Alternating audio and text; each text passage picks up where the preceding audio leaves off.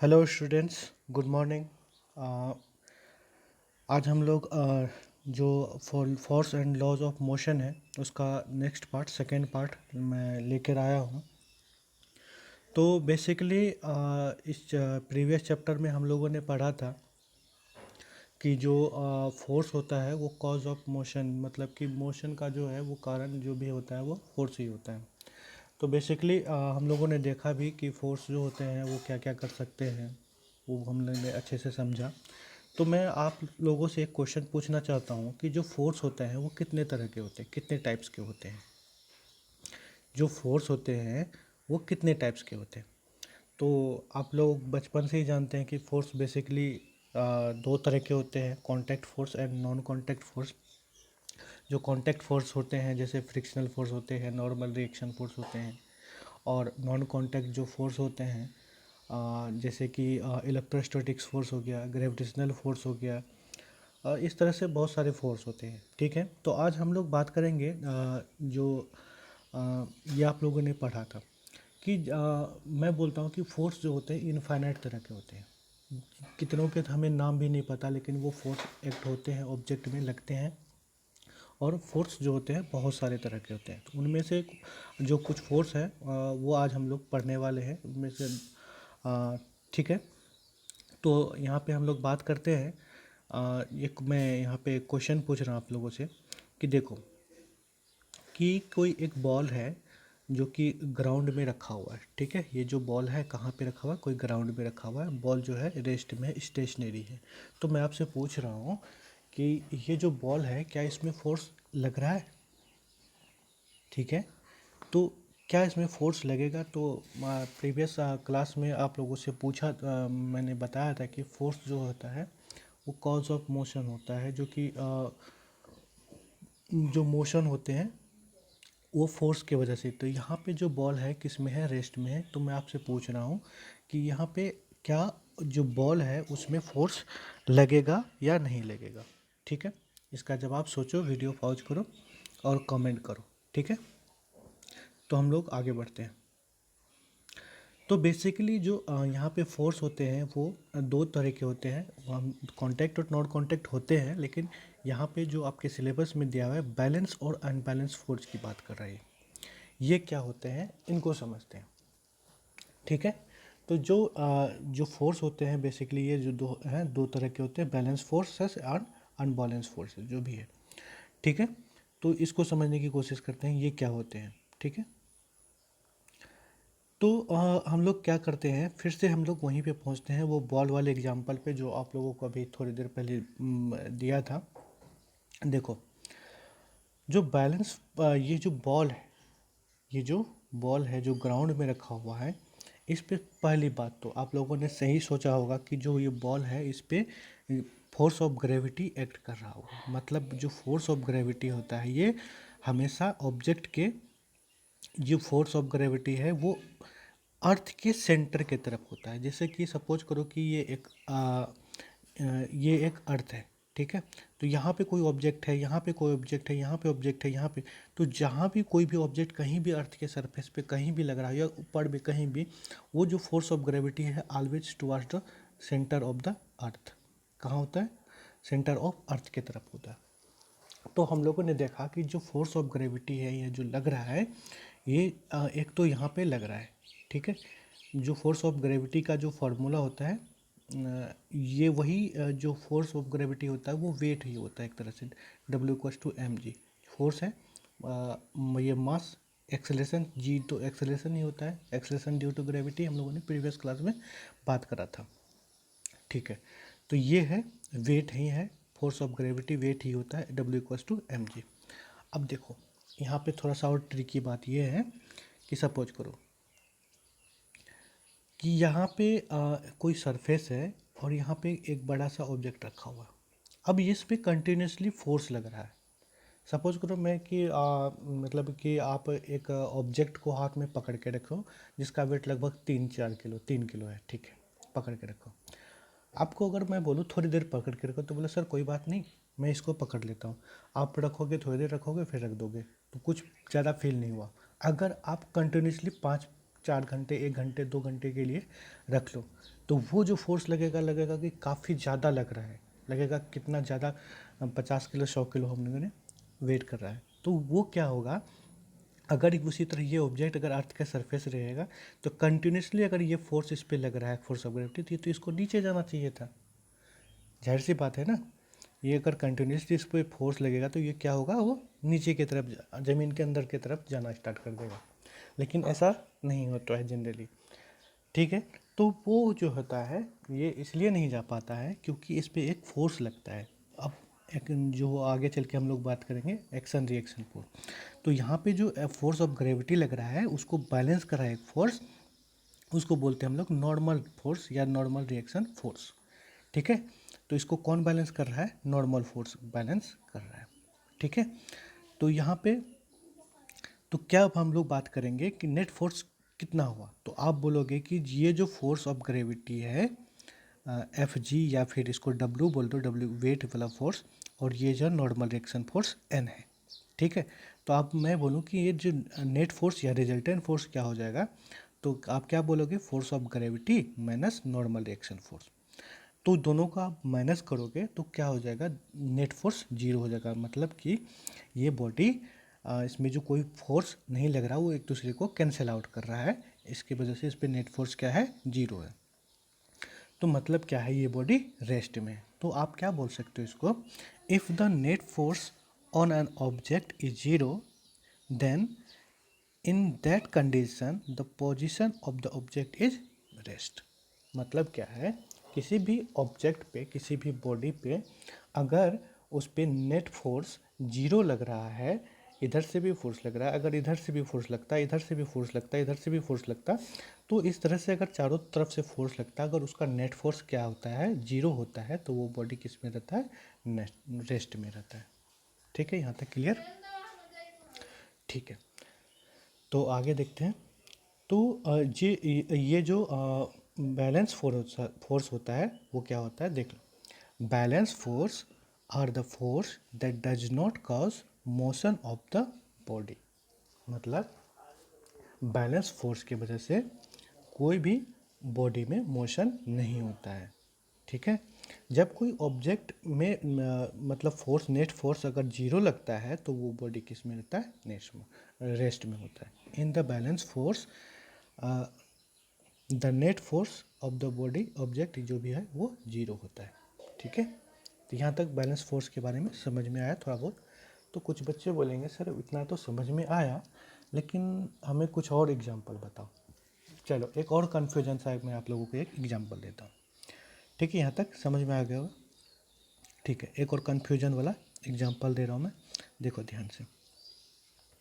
यहाँ पे क्या हो रहा है कि ये जो बालक है, ये जो लड़का है, ये लड़का क्या कर रहा है, ये जो बड़ा सा बॉक्स है इसको मतलब हटाने की कोशिश कर रहा है, कहीं पे घर में रखा हुआ है, और इसमें ये क्या कर रहा है, फोर्स लगा रहा है और इसको हटाने की कोशिश कर रहा है, ठीक है। लेकिन जब ये क्या कर रहा है, जब फोर्स, ये जब फोर्स लगा रहा है तो इसके वजह से क्या हो रहा है, ये जो है बॉडी में मूवमेंट नहीं हो पा रहा है, मूवमेंट नहीं हो पा रहा है। फोर्स तो लगा रहा है, ये जो है फोर्स अप्लाइड कर रहा है, बट लेकिन ये जो ऑब्जेक्ट है इसमें कोई भी मूवमेंट नहीं हो रहा है। तो बच्चे अब तो कंफ्यूज होंगे, सर आपने बताया था कि जब किसी ऑब्जेक्ट में फोर्स लगाते हैं तो उसमें मूवमेंट होती है, मैंने सही बोला था, लेकिन यहाँ पे हमने जब फोर्स लगाया तो यहाँ पे मूवमेंट ही नहीं हो रहा है। तो आप क्या कर सकते हो, क्या सोच सकते हो इस पे, देखो इस पे ऐसा है, इस पे फोर्स तो हम लगा रहे हैं, जो कि फोर्स ऑफ पुल लगा रहे हैं, ठीक है, वो हम लगा रहे हैं, लेकिन ये जो है ये मूव इसलिए नहीं कर पा रहा है क्योंकि जो इस पे जो फ्रिक्शनल फोर्स लग रहा है, ये जो फ्रिक्शनल फोर्स लग रहा है, वो जो है फ्रिक्शनल फोर्स जो है वो जो है ज़्यादा है, या फिर आप बोल सकते हो कि जो इस पे फ्रिक्शनल फोर्स है वो इक्वल्स टू है फोर्स ऑफ पुल के बराबर है, इसलिए ये मूवमेंट नहीं कर पा रहा है। थोड़ा सा और इसको समझते हैं। देखो यहाँ पे जो ऑब्जेक्ट रखा हुआ है, सबसे पहली बात आप देख ले तो कि कौन कौन से फोर्स लग रहा है वो देखो। जाहिर सी बात है इसमें फोर्स ऑफ ग्रेविटी लग रहा है, या फिर इसको वेट भी बोल लो, ठीक है। दूसरी बात है कि इस पे जो फोर्स लग रहा है एक नॉर्मल रिएक्शन फोर्स लगेगा, क्योंकि ये वेट को इसको ओवरकम कर रहा है, कैंसिल आउट कर रहा है, तभी ये ज़मीन पे टिका हुआ, ठीक है। दूसरा क्या हो रहा है कि यहाँ जो है वो लड़का क्या कर रहा है, पुल कर रहा है, फोर्स ऑफ पुल, ठीक है। अब ये तो फोर्स लगा रहा, मूवमेंट नहीं हो रहा, लेकिन क्योंकि इसलिए नहीं हो पा रहा है कि जो इस पर फ्रिक्शनल फोर्स लग रहा है इसके अपोजिट डायरेक्शन में। जब फ्रिक्शनल फोर्स क्या होता है, हमेशा अपोजिट डायरेक्शन में लग रहा है। अब क्या हो रहा है, नेट फोर्स यहाँ पे जीरो हो रहा है, क्योंकि ये इसके इक्वल, ये दोनों क्या है, एक दूसरे के इक्वल है, और ये दोनों क्या है, एक दूसरे के इक्वल है। तो मतलब ओवरऑल नेट फोर्स क्या हो रहा है यहाँ पे, जीरो, इसलिए ये ऑब्जेक्ट मूवमेंट नहीं कर पा रही है, ठीक है। तो यहाँ से थोड़ा बहुत और समझ में आ रहा है कि बैलेंस फोर्स जो होता है क्या कर रहा है, वो ऑब्जेक्ट का जो उसमें मोशन होता है वो कुछ भी नहीं होता है, वो रेस्ट में होता है, ठीक है। देखो थोड़ा सा मैथमेटिकली इसको समझते हैं, की कोशिश करते हैं। देखो यहाँ पे सबसे पहले ये जो है बॉक्स है, नीचे में क्या लग रहा है, फोर्स ऑफ ग्रेविटी W=mg लग रहा है, ऊपर में नॉर्मल रिएक्शन फोर्स लग रहा है, और ये जो है फोर्स ऑफ पुल लगा रहा है, और ये क्या है, फ्रिक्शनल फोर्स है, ठीक है। ठीक है, ये ऐसा फोर्स इस पे, इस ऑब्जेक्ट पे लग रहा है अभी प्रेजेंट में। अब बात करते हैं कि एक्स डायरेक्शन में कितना फोर्स लग रहा है। देखो एक्स डायरेक्शन नहीं समझ में आ रहा है, यहाँ पे देखो ये क्या है, कोऑर्डिनेट है, इसको बोलते हैं हम लोग एक्स एक्सिस, और इसको बोलते हैं वाई एक्सिस, ठीक है। ये पूरा लाइन वाई एक्सिस में है, और ये पूरा लाइन क्या है, एक्स एक्सिस में, ठीक है। तो यहाँ पे हम लोग बात करते हैं एक्स एक्सिस में कितना फोर्स लग रहा है, ठीक है। तो यहाँ पे एक्स एक्सिस में देखो, एक्स एक्सिस में एक तो फोर्स ऑफ पुल लग रहा है, दूसरा फ्रिक्शन फोर्स लग रहा है। तो आप क्या करोगे, जब एक्स एक्सिस में नेट फोर्स निकालोगे, तो नेट फोर्स इक्वल टू क्या होता है, force of pull is equal to force of friction, F होगा यहाँ पे, ठीक है। तो आप क्या करोगे, force of pull is equal to F minus, कहाँ गया, क्या हो गया इसमें, हाँ यहाँ थे हम लोग, ठीक है। तो यहाँ पे क्या हो रहा है, force of pull is minus force of friction is equal to, जब दोनों को माइनस करेंगे तो जो नेट फोर्स हो जाएगा वो जीरो हो जाएगा, ठीक है। अब अपन लोग फिर बात करेंगे वाई डायरेक्शन में, तो वाई डायरेक्शन में कौन कौन सा फोर्स लग रहा है, माइनस इसलिए करा, बता रहा हूँ मैं। देखो आप पूछोगे सर यहाँ पे माइनस ही क्यों करा, माइनस इसलिए करा कि देखो एक फोर्स का डायरेक्शन तो इधर है, एक का डायरेक्शन इधर है, ठीक है। अगर दो फोर्स का डायरेक्शन एक ही एक्सिस में अपोजिट हो तो वहाँ पे माइनस करते हैं। अगर दो फोर्स एक साथ इधर लगता, ठीक है, तो इन दोनों को हम लोग प्लस करना पड़ता है, सेम डायरेक्शन में फोर्स को ऐड करेंगे, अपोजिट डायरेक्शन में माइनस करेंगे, ठीक है। तो यहाँ पे हमने क्या करा, force of pull is equal minus force of friction is equal to, minus करा तो हमारा क्या है, नेट फोर्स क्या आ रहा है, जीरो आ रहा है। अब हम लोग जो है वाई डायरेक्शन में बात करेंगे, तो वाई डायरेक्शन में कौन कौन सा फोर्स है, एक फोर्स ऑफ ग्रेविटी है और एक नॉर्मल फोर्स है, ठीक है। तो ये यहाँ पे भी दोनों क्या है, अपोजिट डायरेक्शन में, अपोजिट डायरेक्शन में क्या है, माइनस लगाएंगे, force of gravity minus normal direction force, तो यहाँ पे भी नेट फोर्स जीरो है। अगर हम ये जो है बॉडी है, ये जो बॉडी है इसका जो ओवरऑल नेट फोर्स होगा वो कितना होगा, ओवरऑल नेट फोर्स कितना होगा, तो हमें क्या करना है, दोनों फोर्स को ऐड कर देना। देखो ओवरऑल नेट फोर्स क्या करना है, net force in X direction, net force in Y direction, तो दोनों दोनों हमारा क्या निकल के आया था, यहाँ पे भी जीरो था, यहाँ पे भी जीरो था, तो zero plus zero is equal to zero. तो इसलिए बॉडी क्या था, रेस्ट में हो रहा था। ये जो लड़का था कितनों भी फोर्स लगा रहा था, ये फ्रिक्शनल फोर्स को ओवरकम नहीं कर पा रहा था। अगर ये फ्रिक्शनल फोर्स को कम कर देता तो ये बॉडी मूवमेंट कर देता इधर, ठीक है। तो यहाँ से समझ में आया, थोड़ा सा और समझ में आया। चलो एक और एग्जांपल देता हूँ इस पर, ठीक है। देखो यहाँ पे टग ऑफ वार जो स्कूलों में या फिर कहीं आप लोगों ने खेला होगा, तो यहाँ पे देखो दो लड़के क्या है, इस डायरेक्शन में इसको खींच रहा है, ठीक है। अब ये इन दोनों को क्या कर रहा है, इस डायरेक्शन में ये खींच रहा है। अब बताओ एक एक फोर्स इधर लग रहा है, एक फोर्स इधर लग रहा है। अब क्या है, दोनों सेम अगर इक्वल फोर्स लगाएगा तो जो इसका नेट फोर्स क्या हो जाएगा, जीरो हो जाएगा। मतलब क्या है, ये बैलेंस फोर्स है। समझ में आया थोड़ा? टग ऑफ वार से आप लोग समझ गए होंगे कि जब जब इक्वल दोनों तरफ से फोर्स लग रहा है, अगर इसमें अगर कोई अगर सपोज करो, अगर ये दोनों खाता पीता घर का मोटा मोटा होता और ताकतवर होता तो क्या करता, इसको इस डायरेक्शन में खींच लेता, ठीक है, तब तो वहाँ पे बैलेंस नहीं रह पाता, वो उसको अनबैलेंस बोल देते। यहाँ पे क्या कर रहा है, इसको नहीं खींच पा रहा है, दोनों का फोर्स जो है इक्वल लग रहा है, तो इसलिए यहाँ पे नेट फोर्स क्या हो रहा है, जीरो हो रहा है। तो आई होप आप लोगों को ये जो बैलेंस फोर्स है वो समझ में आ गया होगा, ठीक है। तो हम लोग बात करते हैं अनबैलेंस फोर्स की। देखो बैलेंस फोर्स में क्या हो रहा था कि वहाँ पे जो है जो नेट फोर्स हो रहा था वहाँ पे वो इक्वल हो रहा था, ठीक है। यहाँ पे अनबैलेंस फोर्स में क्या होगा, जो नेट फोर्स है वो अनइक्वल होता है। यहाँ पे देखो इसका डेफिनेशन भी देख लेते हैं। Unbalanced force are the force in which net force on the body is not equals to zero। जो बॉडी पे जो है नेट फोर्स लगेगा वो इक्वल्स टू जीरो नहीं होगा। अब ये कब नहीं होगा उसको समझते हैं। When the force applied on object is unequal. मतलब क्या हुआ कि जब किसी ऑब्जेक्ट पे अनइक्वल फोर्स लगाएंगे, मतलब फ्रिक्शनल फोर्स या जो भी फोर्स है उससे अगर हम ज़्यादा लगाएंगे, उसके बराबर नहीं लगाएंगे, तभी जो है बॉडी जो है वो अनइक्वल, मतलब समझ लो कि देखो अब यहाँ पे कोई बॉल है, हमने इधर से फोर्स लगाया, अब बॉल भी तो क्या इस पे फ्रिक्शनल फोर्स लगेगा। अब हम इसमें इस फ्रिक्शनल फोर्स से ये वाला फोर्स जो है ज़्यादा है, तो बॉल क्या करेगा, वो मूवमेंट करना स्टार्ट कर देगा। तो मतलब क्या हुआ यहाँ पे, एक बोल सकते हैं motion exist due to unbalance force, ये बात बोल सकते हैं। क्योंकि जो मोशन एग्जिस्ट करता है, किसी भी ऑब्जेक्ट में मोशन होता है, वो किसके वजह से होता है, अनबैलेंस फोर्स के वजह से होता है, ठीक है। यहाँ तक समझ में आया थोड़ा थोड़ा। अब यहाँ पे हम लोग कुछ एग्जांपल देखेंगे, इसको और अच्छे से समझने की कोशिश करेंगे। देखो यहाँ पे अब क्या करा, वो जो लड़का था, ये जो बॉक्स पर उन्होंने फोर्स लगा रहा था, ये बॉक्स पे उन्होंने जो फोर्स लगा रहा था, तो उन्होंने क्या करा कि अपने एक फ्रेंड को ले आया। अब ये दो लड़का मिलके इस बॉक्स पे फोर्स लगा रहा है, ठीक है। तो ये दोनों सेम डायरेक्शन में फोर्स लग रहा है, तो इन दोनों का फोर्स क्या हो जाएगा, ऐड हो जाएगा। अब क्या हो रहा है, तो इन दोनों का फोर्स जब ऐड हो गया तो इसको हम लोग कंसिडर करते हैं force of pull, F P dash कर दिया हमने कंसिडर। अब ये एफ है।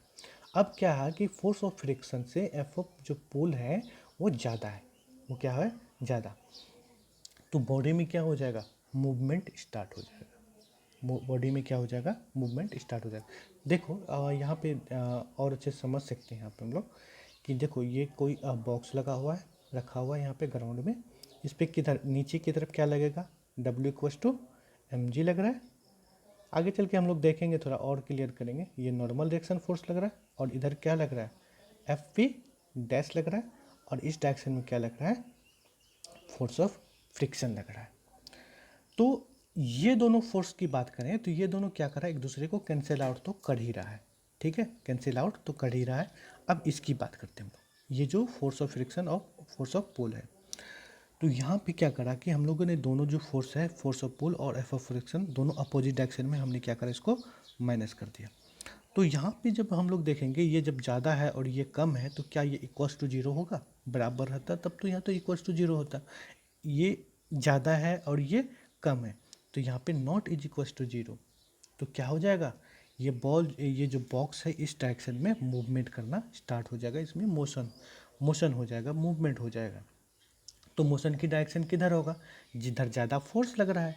जो मोशन होगा, जो उस ये जो बॉक्स में मोशन होगा, मोशन का डायरेक्शन किधर होगा, जिधर ज़्यादा फोर्स लग रहा है। तो हम लोग क्या बोल सकते हैं, the direction of motion towards the force of pull, मतलब जिधर पुलिंग फोर्स हम लोग लगा रहे हैं, ठीक है, ठीक है।